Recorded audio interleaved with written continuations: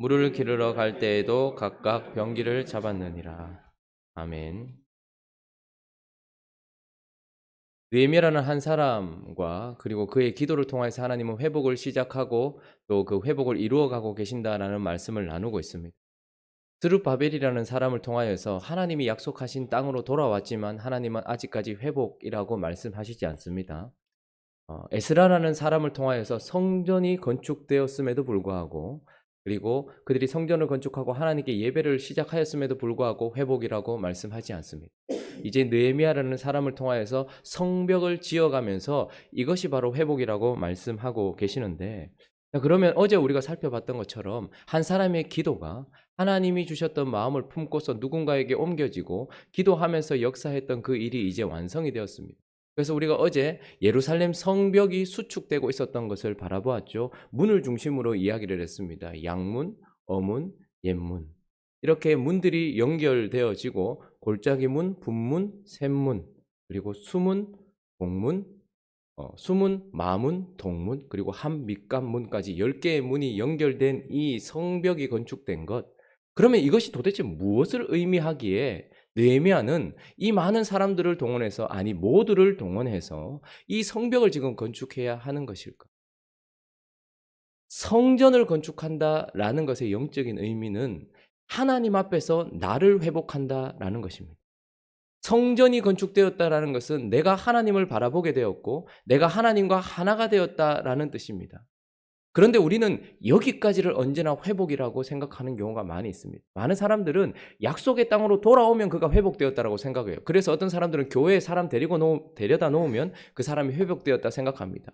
그런데 약속의 땅으로 돌아왔다 할지라도 성전이 회복되어서 하나님과 그가 하나가 되지 못한다면 회복이 아닌 것이에요. 교회에 들어왔다 할지라도 그가 하나님을 바라보면서 하나님께 예배드리는 하나님 앞에서의 나를 회복하지 못한다면 회복이 아닌 거예요.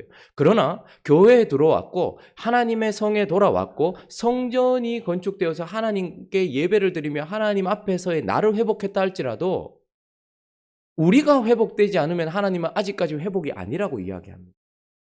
내가 하나님과 하나 되는 것이 회복입니다. 그래서 많은 사람들은 하나님 앞에서 자기 자신을 많이 세우려고 노력을 해요. 그런데 하나님은 거기서 한 단계 더 나가야 된다고 이야기합니다. 성벽이란 결국 성전은 하나님 앞에서 나를 회복하는 것이라면 성벽이란 하나님 앞에서 우리를 회복하는 것입니다. 그러니 하나님은 하나님과 내가 하나 되는 것만 이야기하시는 것이 아니라 그런 하나님과 하나 된 우리 한 명 한 명이 어떻게 해요? 서로를 사랑하며 손을 붙잡고서 하나가 되어가는 거예요. 그러니까 하나님을 사랑하고 이웃을 사랑하면서 내가 옆 사람을 사랑하는 것까지, 내게 주신 형제를 사랑하는 것까지를 회복이라고 이야기를 한단 말입니다. 많은 사람들은 내가 하나님께 예배하고 있고 헌금하고 있고 하나님께 헌신하고 있고 봉사하고 있다고 하지만 근데 문제는 뭐냐면 그 하나님을 향한 사랑, 하나님 앞에서의 나는 회복되었지만 하나님 앞에서 나와 너가 하나 되는 것에는 힘쓰지 않는다는 말이죠. 이스라엘 백성들은 성전을 중심으로 하나님께 각각 예배를 드리고 있었습니다. 그러나 그들이 옆 사람들과 하나가 되어 하나가 되고 하나가 되어서 우리가 되지 못한 상황이었다라는 것이죠.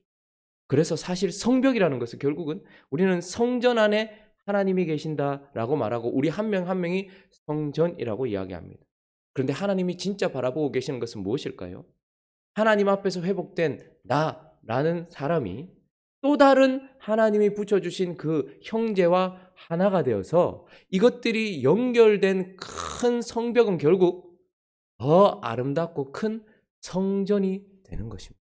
그러니 하나님은 나 안에 머물고 싶어 하실 뿐만 아니라 하나님은 우리 안에 머물고 싶어 하시는 것입니다.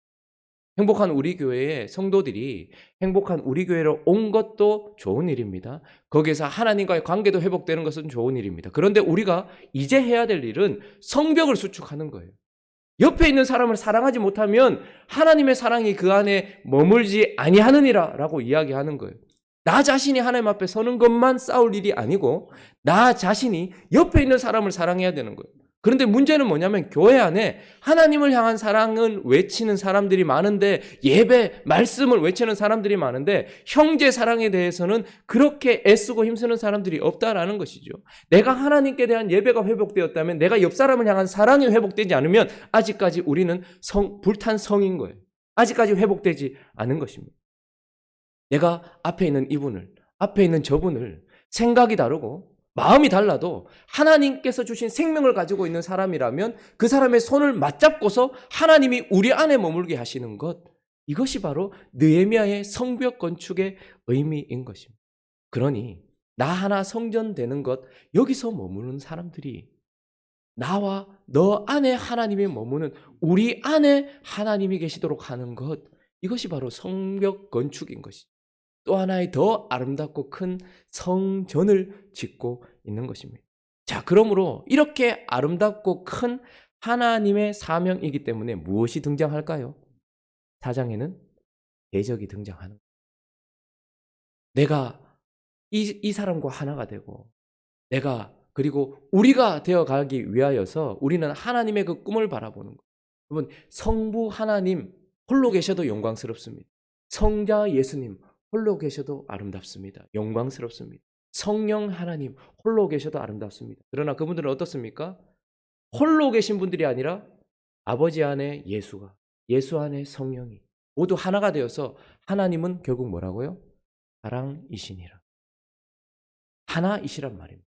그러므로 우리도 하나가 되려고 하는 이 큰 꿈을 가지고 있을 때에 대적들이 등장하게 되는 것입니다. 그래서 오늘 보니까 1절에 산발랏이라고 이야기하면서 이 대적을 크게 두 부류로 나눠본다면, 하나는 외부의 대적이라고 볼 수 있습니다. 산발랏과 도비아로 점철되어지는, 7절에 보면 산발랏, 이 사람은 북쪽에 있는 사마리아의 대표입니다. 도비아는 또 암몬 사람이죠. 그리고 아라비아 사람, 남쪽에 있는 사람이죠. 아스돗 사람은 서쪽에 있는 사람입니다. 산발랏은 북쪽, 도비아는 동쪽, 아라비아 사람들은 남쪽, 암몬 사람, 아스돗 사람들은 서쪽. 그러니까 사실 우리의 이런 하나님의 비전을 향해 달려가려고 하는 공동체에는 사방에 대적들이 있다라는 것을 우리에게 얘기하면서, 첫 번째 공격이 뭐냐면 조롱이에요. 비웃음이에요. 1절 한번 읽어볼까요? 1절, 2절 한번 읽어보겠습니다. 시작. 크게 분노하여 유다 사람들을 비웃으며 자기 형제들과 사마리아 군대 앞에서 일러 말하되, 이 미약한 유다 사람들이 하는 일이 무엇인가? 스스로 경고하게 하려는가? 제사를 드리려는가? 하루의 일을 마치려는가? 불탄 돌을 흙 무더기에서 다시 일으키려는가 하고. 자, 무엇입니까? 비웃음, 조롱입니다. 조롱은 무엇일까요? 하나님의 사람들이 하나님의 명령에 순종할 때 받게 되는 세상의 반응을 비웃음, 조롱이라고 하는 것입니다. 우리가 우리 꿈을 이루기 위해서 달려갈 때 사람들이 손가락질하는 그걸 비웃음, 조롱이라고 얘기하잖아요. 하나님의 사람들이 하나님께 받은 비전을 가지고서 달려가고 있을 때에 대적들이 하는 행동, 그것이 바로 조롱인 것입니다. 그래서 그들은 정확한 대상을 가지고서, 정확한 초점을 가지고서 조롱을 합니다. 2절에 보면 이 미약한 유다 사람들, 이렇게 얘기합니다. 존재를 향하여 조롱합니다. 마치 십자가를 향해 달려가고 있던 예수 그리스도에게 제사장들과 서기관들이, 유대인들이 조롱했던 것처럼, 하나님이 선택하셔서 하나님, 사랑이신 하나님을 우리를 통해서 드러내시려고 하는 그 큰 꿈을 꾸고 달려가고 있는 유다 사람들을 향해서 이 미약한 유다 사람들, 이렇게 조롱을 하죠. 존재에 대한 조롱입니다. 뿐만 아니라 무엇을 하려는가? 스스로 경고하게 하려는가? 제사를 드리려는가? 이것을 그냥 원어적인 의미로 쉽게 풀어본다면, 그들이 하나님만 의지하려는가? 하나님만 의지해서 된다고 생각하는 것인가? 이런 뜻이에요. 그러니까 그들이 의지하고 있는 믿음에 대해서도 조롱하고 있는 것입니다. 뿐만 아니라 하루의 일을 마치려는가? 불탄 돌 흙무더기를 다시 일으키려는가? 이것은 하나님이 주신 비전이죠. 52일 만에 그것을 마치려고 하고, 이 모든 것들을 일으키려고 하는 하나님께서 주신 꿈, 그 비전을 지금 공격하면서 비웃고 있는 것입니다. 도비아는 무엇이라고 얘기합니까? 그들이 건축하는 돌 성벽은 여우가 올라가도 무너질 것이다. 지금 이제 어느 정도 다 연결이 되고 올라가고 있는 상황이거든요. 그런데 하나님이 하시고 있는 그 일, 하나님이 하신 그 일을 향하여서 뭐라고 얘기하는 거예요? 여우가 올라가도 무너질 것이다. 하나님의 역사를 비웃는 거예요. 그러니까 조롱이라는 것은 결국 하나님의 사람들이 하나님께서 주신 비전을 향해 달려갈 때에 대적들이 손가락질하고 있는 손가락질이지만 그것이 누구를 향한 겁니까? 사실은 우리가 아니라 하나님을 향한 비웃음인 것입니다. 하나님을 향한 조롱인 것입니다. 이런 외부의 대적들의 공격이 있었습니다. 조롱과 비웃음. 그러나 또 하나는 협박과 위협도 있었습니다. 자, 7절 말씀 한번 읽어볼까요? 7절 있습니다. 시작. 산발락과 도비아와 아라비아 사람들과 암몬 사람들과 아스돗 사람들이 예루살렘 성이 메꾸어져 간다함을 듣고 심히 분노하여 8절을 보면 다 함께 꾀하기를 예루살렘으로 가서 치고 그것을 요란하게 하자 하기로. 무엇입니까? 협박하고 위협하는 것입니다. 조롱은 우리를 붙들고 우리가 붙들고 있는 하나님을 향한 공격이라면 협박과 위협은 그런 우리를 향한 직접적인 공격인 것입니다. 그래서 그들은 하나님께만 하지 아니하고 우리에게 직접적으로 공격하는 것입니다. 그 일을 하고 있는 우리를 공격하는 것이죠. 이런 하나님 앞에서 하나님의 사역을 감당하는 자들을 향한 외부적인 대적이 있다라는 것을 보여줄 뿐만 아니라 내부의 적도 있다라는 것을 보게 됩니다. 내부의 적도 두 가지로 살펴볼 수 있는데 오늘 본문에 보면 낙심입니다. 낙심. 첫 번째 내부의 적은 낙심. 10절 한번 읽어볼까요? 10절 말씀이 있습니다. 시작. 유다 사람들은 이르기를 흙무더기가 아직도 많거늘 짐을 나누는 자의 힘이 다 빠졌으니 우리가 성을 건축하지 못하리라. 외부의 대적 이외에도 유다 사람 스스로가 속으로 어떻게 생각하느냐 하면 흙무더기가 아직도 많아요. 그러니까 보니까 이거 언제 다 쌓아 올리겠나 도저히 안 될 것 같다라는 자기 자신을 향한 넋두리 같은 것이지만 이것이 결국은 우리가 성을 건축하지 못할 그 우리 안에 하나님을 배제해버린 거예요. 이 일은 우리가 하고 있는 일이지만 하나님께서 주셔서 하나님이 주신 힘으로 하고 있는 거예요. 그러니까 낙심, 절망은 아주 위험한 것입니다. 사람이 아무리 어려운 환경에 있다 할지라도 소망만 가지고 있으면 살아남습니다. 그런데 아무리 어려운 환경 가운데 일지라도 소망을 잃어버리고 절망해버리고 낙심해버리면 그 사람은 끝나는 거예요. 근데 이 절망은 언제 찾아오는 것입니까? 시선을 위로 두고 있다가 이 일을 하자라고 힘을 내면서 하나님을 보고 시작했던 그들이 시선이 땅으로 떨어진 거예요. 특별히 어디로 떨어졌을까요?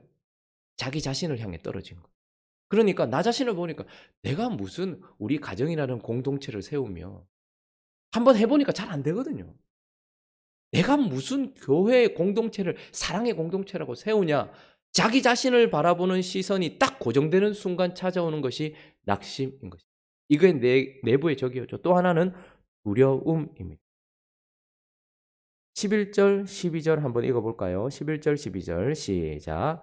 우리의 원수들은 이르기를 보지 못하는 사이에 우리가 그들 가운데 달려 들어가서 살육하여 역사를 그치게 하리라 하고 그 원수들의 근처에 거주하는 유다 사람들도 와서 10번이나 우리에게 말하기를 너희가 우리에게로 와야 하리라 하기로. 자, 낙심과 절망만 속에서 일어난 것이 아니라 대적들이 내가 들어가서 몰래 들어가서 다 죽여버릴 것이다 라는 그 소문이 들렸을 때에 그들이 쳐들어온 것도 아님에도 불구하고 그 소리로 말미암아 두려움이 생겼습니다. 언제 쳐들어오지? 언제 나를 죽일까? 그러면서 대적들 근처에 있는 유다 사람들도 와서 10번이나 와서 우리 이쪽으로 와야 된다라고 이야기하면서 두려움을 주었죠. 두려움은 우리의 몸을 꼼짝하지 못하게 만드는 내부의 적입니다. 그래서 싸움에 있어서 중요한 건 사기예요. 기선제압인 것입니다. 내가 겁을 딱 집어먹기 시작하면 내 실력이 나오지 않을 뿐만 아니라 몸도 움직이지 않는 것이죠. 어쨌든 우리 내부 안에서도 낙심과 절망 혹은 두려움이 일어나는 것이죠. 두려움이 일어났던 이유는 무엇입니까? 그들이 성벽을 건축했던 것은 내가 외부로부터 지켜야 될 사람들이 있었기 때문이었어요. 그런데 지금 시선이 내가 지켜야 될 사람이 아니라 어떻게 하는 거예요? 내 대적을 바라보게 된 것이죠. 그때 두려움이 찾아오는 것입니다. 와, 우리 교회 앞으로 어떻게 될까? 와, 우리 가정 앞으로 어떻게 될까? 우리 가정, 앞으로 경제적인 문제가 있는데, 내 몸이 좀 그런데, 그런 앞에 있는 대적들을 바라볼 때 생기는 것이 바로 두려움인 거예요. 그러니 하나님의 사명을 감당하려고 하는 이때에 외부의 대적에 의하여서 조롱과 비웃음과 협박과 위협 같은 외부의 대적이 그들을 공격하였고 내부의 대적인 낙심과 절망 같은 두려움 같은 것들이 일어나서 이 일을 하지 못하게 만들도록 한다라는 것을 우리에게 보여주고 있습니다. 그런데 이때 어떻게 할까요? 이것을 묻어두지 않고 느헤미야는 적절하게 이것들을 대처해 나가면서 이 일들을 잘 처리하고 있는 것을 보게 됩니다. 대적은 반드시 처리되어야 돼요. 우리 몸에 날마다 암세포가 일어나고 있죠. 그러나 암세포가 없기 때문에 암에 걸리는 것이 아니라 적절하게 그것을 대처하기 때문에 우리가 건강해지는 것입니다. 그것을 통해서 더욱더 우리가 강건해지는 것이죠. 그래서 이 느헤미야가 지금 어떻게 대처를 하고 있는가 보면은 먼저 조롱과 비방을 향하여서는 하나님께 그것을 말씀드림으로 기도하면서 이것을 해결해 나가요. 4절 5절 한번 읽어볼까요? 4절 5절 자 읽습니다. 시작. 우리 하나님이여 들으시옵소서. 우리가 업신여김을 당하나이다. 원하건대 그들이 욕하는 것을 자기들의 머리에 돌리사 노략거리가 되어 이방에 사로잡히게 하시고 주 앞에서 그들의 악을 덮어두지 마시며 그들의 죄를 도말하시옵소서. 그들이 건축하는 자 앞에서 주를 노하시게 하였습니다 하고 무엇입니까? 조롱은 사람들이 우리를 향해서 하고 있어서 내 귀에 들리긴 하지만 사실은 그것은 내가 아니라 하나님께 하고 있는 거예요. 그러므로 어떻게 하는 거예요? 하나님께 정확하게 하나님의 대적들이 하나님께 하신 말씀을 들으시옵소서. 그러니까 거기에 말리지 않는 거예요. 하나님 그들을 그냥 내버려 두지 마시고 악을 덮어주지 마시고 그들이 한 그대로 보응해 주십시오라고 말하면서 하나님께 기도하면서 이 조롱을 대처하고 있는 것을 보게 됩니다. 우리를 향해서 우리 가정을 세우려고 하는 우리 교회에도 짱 믿은 가정들이 있어요. 혼자서 지금 믿고 자녀들, 남편을 놓고 기도하는 아내도 있고 그리고 아내가 돌아오기를 기도하는 남편도 있어요. 부모가 돌아오기를 기도하는 자식도 있습니다. 그런데 그런 우리를 향하여서 비방하고 조롱할 때에 그때의 싸움은 영적인 싸움이지 육적인 싸움이 아닌 거예요. 그래서 그렇게 할 때에 하나님을 향하여서 기도하면서 이 조롱에 대하여서 대처하고 있는 것을 보게 됩니다. 그러나 우리가 아까도 살펴봤던 것처럼 하나님을 향한 공격만 있는 것이 아니고 어떻게 합니까? 그들은 우리 자신을 향해 공격하고 있었죠. 그래서 그들이 우리를 치려고 했을 때 이때에 이 위협과 협박 앞에서 어떻게 대처했는가? 9절 한번 읽어보겠습니다. 9절 시작. 우리가 우리 하나님께 기도하며 그들로 말미암아 파수꾼을 두어 주야로 방비하는. 자, 기도만 하지 않습니다. 그런데 기도를 그치지도 않습니다. 그 다음 협박과 위협을 대처하는 그의 태도는 하나님께 계속해서 기도하면서 그리고 뭐죠? 준비하고 있는 거예요. 파수꾼을 두기도 하고 주야로 방비하는 수비대를 세우기도 하는 것입니다. 적절한 대처를 하는 것입니다. 현명한 대처를 하고 있는 것입니다. 그러므로 이 일을 할 때에 하나님 앞에 서 있는 사람은 하나님을 향한 기도가 멈춰지지 않지만 그러나 준비 또한 철저하게 하고 있다는 것을 보게 되는 것입니다. 기도만 하느냐? 아니면 기도를 내려놓고 이것만 대비하고 파수꾼을 세우느냐? 아니요. 둘 다를 하고 있는 것을 보게 되는 것입니다. 자, 그리고 또 낭만과 두려움에 쌓여 있는 그들을 향하여서 또 정확하게 그리고 적절하게 대처하고 있는 느헤미야를 보게 되는데 14절 한번 볼까요? 14절에 있습니다. 시작. 내가 돌아본 후에 일어나서 귀족들과 민장들과 남은 백성에게 말하기를 너희는 그들을 두려워하지 말고 지극히 크시고 두려우신 주를 기억하고 너희 형제와 자녀와 아내와 집을 위하여 싸우라 하였네. 그들이 낙심했습니다. 낭망했습니다. 왜요? 그의 마음은 하나님을 기억하지 못했고 그의 시선은 하나님이 아니라 자기 자신을 바라봤기 때문이었습니다. 그때 느헤미야는 어떻게 합니까? 두려워하지 말고 지극히 크고 두려우신 주를 기억해라. 그래서 그의 마음속에 다시 자기 자신을 향한 주목을 하나님께로 돌리고 있는 것을 보게 됩니다. 그리고 대적을 향해 두려움을 가지고 있었던 그들에게 주를 기억하여서 낭망을 이기게 할 뿐만 아니라 뒤에 보니까 너희 형제와 자녀와 아내와 집을 위하여 싸우라. 그러면 우리는 대적을 바라볼 때 두려움이 생깁니다. 그러나 내가 지켜야 할 대상을 바라볼 때에 그 두려움은 사라집니다. 예전에 저희 어머니 세대만 해도 저희 할머니 세대만 해도 우울증 이런 것들이 별로 없었어요. 왜냐하면 그때는 치열했거든요. 남편이 속을 썩입니다. 대부분 그랬어요. 그러면 아내들이 가정을 지켜야 했거든요. 그 연약한 아내들이 그렇게 강할 수 있었던 것은 앞으로 자기가 해야 될 일이나 앞으로 헤쳐나가야 될 그것을 바라본 것이 아니라 자기 눈에 넣어도 아프지 않을 자식들을 어떻게든 살려야 된다라는 자기가 지켜야 될 대상을 바라봤을 때에 그 연약한 여자들도 강인해졌었거든요. 근데 우리가 시선을 놓쳐버립니다. 내가 지켜야 될 것을 바라보지 않은 채 내가 헤쳐나가야 될 대적만 바라보게 될 때에 두려움이 우리를 확 업습해 버린단 말이에요. 근데 느헤미야는 어떻게 합니까? 대적들이 약하다라고 거짓말 시키지 않아요. 그러나 대적을 보지 말고 우리가 지켜야 될 형제와 자녀와 아내와 집을 생각해봐라 라고 이야기하면서 그들을 일으켜 세우고 있는 것입니다. 말씀의 결론을 맺으면, 자, 성벽 건축이란 무엇입니까? 우리는 하나님이 약속하신 땅으로 돌아와야 돼요. 교회라는 공동체 안으로 들어와야 됩니다. 그러나 그곳에서 성전이 회복되어서 하나님 앞에서의 내가 회복되어야 됩니다. 그러나 여기서 멈추면 안 됩니다. 특별히 느헤미야는 행복한 우리 교회가 지금쯤 해야 될 일에 대하여 보여주고 있는 하나님의 말씀이라고 생각합니다. 여기 있는 분들 중에 하나님 앞에서 바로 서지 않으려고 노력하지 않는 사람은 저는 없다고 봐요. 그러나 문제는 무엇입니까? 하나님 앞에서 바로 서려고 하는 이 노력만큼이나 중요한 것이 있습니다. 그것은 바로 나와 너가 하나 되기 위해 노력해야 하는 것입니다. 그래서 결국은 성벽 건축이라는 것은, 성전 건축이라는 것은 내가 하나님 앞에 회복되는 것이라면, 성전 건축이라는 것은 내가 이 사람과 하나 되기 위하여 세우고 있는 싸움이라는 거예요. 그렇기 때문에 두 가지로 요약할 수 있습니다. 성벽 건축은 내가 마음을 들여서 해야 될 우리의 사명이라는 거예요. 6절 한번 보십시오. 제가 한번 읽어볼게요. 이에 우리가 성을 건축하여 전부가 연결되고 높이가 절반에 이르렀으니, 같이 읽습니다. 시작. 이는 백성이 마음을 들여 일을 하였습니다. 어떻게 연결되었을까요? 마음을 들여 일을 했기 때문입니다. 그러니까 성벽 건축은 그냥 가만히 있다고 되어지는 것이 아니라 내 마음 전부를 쏟아서 해야 될 일, 사명인 거예요. 이 행복한 우리 교회가 지금 해야 될 사명은 무엇이냐? 성전이 어느 정도 건축된 것 같아요. 그래서 하나님과의 관계를 회복하려고 노력하고 있어요. 그러나 지금 더 중요한 것은 무엇입니까? 이제 마음을 들여서 우리가 하나 되기 위하여서 마음을 들여 해야 될 사명이라는 것을 기억해야 됩니다. 옆에 있는 한 사람, 여러분, 우리 교회가 보면 색깔이 좀 있어요. 좀 더 가까운 사람이 있습니다. 그들과는 이미 연결되어 있습니다. 자, 그러면 이제 우리가 무엇을 해야 될까요? 이제 내가 마음을 들여서 그 옆에 있는 누구와 다시 하나가 되는 거예요. 나와 다른 생각을 가지고 있고 나와 다른 관점을 가지고 있다 할지라도 하나님이 붙여주신 사람이기 때문에 우리는 어떻게 해야 될까요? 옆 사람을 붙들고 해야 될, 그런데 이 일은 우리가 마음을 들여서 해야 될 우리의 사명인 거예요. 선교도 중요하고 전도도 중요해요. 앞으로 우리가 해야 될 일 많아요.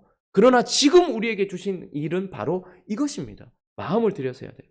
또 하나는 무엇입니까? 결론적으로 이것은 또한 항상 깨어 있어야 될 싸움이기도 하다라는 거예요. 이 이후에 대적들이 일어나고 난 이후에 이제 느헤미야가 취하는 행동을 보면 어떻게 합니까? 반은 무기를 들고 지키게 하고 싸우게 하고 또 반은 일하게 합니다. 그리고 한 사람은 또 어떻습니까? 한 손에는 쟁기를 들고 있고 한 손에는 무기를 들고 있어요. 그러면서 파수꾼을 세워놓고 계속해서 일을 하고 있는 거예요. 그러니까 교회 공동체가 하나 되기 위하여서는 열심히 일만 하고 마음을 들이는 것만이 아니라 늘 깨어서, 나팔을 불면 깨어서, 아, 우리 공동체를 무너뜨리려고 하는 대적이 있구나, 영적으로 깨어 있어야 되는 거예요. 하나님이 나팔 소리를 들려주시면 그때 일어나서 기도하면서 깨어 있어야 되고 싸우면서 해야 되는 거예요. 그러니까 대적들이 우리에게 오면 싸워야 돼요. 내 안에서 두려움이 찾아나거나 내 안에서 절망이 찾아나거나 내 안에서 다른 사람을 향하여서 절망이 찾아날 때는 깨어서 기도하면서 이것을 물리치면서, 대적들이 일어나서 조롱을 하거나 혹은 우리를 향해서 협박하고 위협할 때는 싸우면서 이 일을 해야 되는 거예요. 그러니까 성벽 건축이란 결국 행복한 우리 교회 안에도 지금 마음을 들여서 해야 될 가장 시급한 사명, 일이라는 것과 이것은 또한 영적인 싸움이라는 거예요. 여러분, 쉽게 옆에 사람 비방하지 마십시오. 왜 산발락과 도비아가 되려고 하십니까? 왜 저 사람이 이렇다 저렇다 자꾸 이야기하십니까? 하나님이 붙여준 사람. 왜 이건 그냥 우리가 노력한다고, 아유 그래 저 인간 내가 좀 참지, 왜 이렇게 되는 게 아니란 말입니다. 정말로 애쓰고 힘써야 될 우리의 사명인 것입니다. 선교사가 모든 것 다 내려놓고 저 땅 가서 복음 전하기 위해서 대가 지불하는 만큼이나 우리에게 필요한 사명인 것입니다. 그리고 이것은 싸움이에요. 항상 깨어 있어야 됩니다. 내 마음에서 항상 깨어 있어야 돼요. 그러므로 이제 우리의 일은 하나님과의 관계 회복, 이 성전의 회복뿐만 아니라 성벽의 회복을 통하여서 행복한 우리 교회 안에 계시려고 하시는 하나님께 영광 올려드리라는 것, 이것을 기억하면서 이번 한 주간도 그런 싸움과 그런 마음을 들여 해야 되는 일 가운데 함께 하시고 하나님의 은혜 가운데 살아가시는 행복한 우리 교회 되시기를 예수 그리스도의 이름으로 축원합니다. 우리 함께 기도하겠습니다. 우리는 아름다운 성전입니다. 저와 여러분 한 사람 한 사람은 각각 하나님 앞에 성전입니다. 그러나 이제 하나님은 하나님의 형상처럼 우리 안에 머무르고 싶어 하십니다. 성벽이 건축되면 또 다른 크고 아름다운 성전이 지어지는 것입니다. 행복한 우리 교회는 그런 성전이 되어야 된다는 것을 기억하면서 이 일은 내가 마음을 들여 최선을 다해서 해야 될 사명이고 늘 깨어서 싸워야 될 영적 전쟁임을 기억하면서 행복한 우리 교회를 세워나가는 한 사람 한 사람 느헤미야가 되기를 다짐하는 이 시간 되었으면 좋겠고 각자의 기도 제목들을 가지고 함께 기도하며 나갑니다. 기도하겠습니다.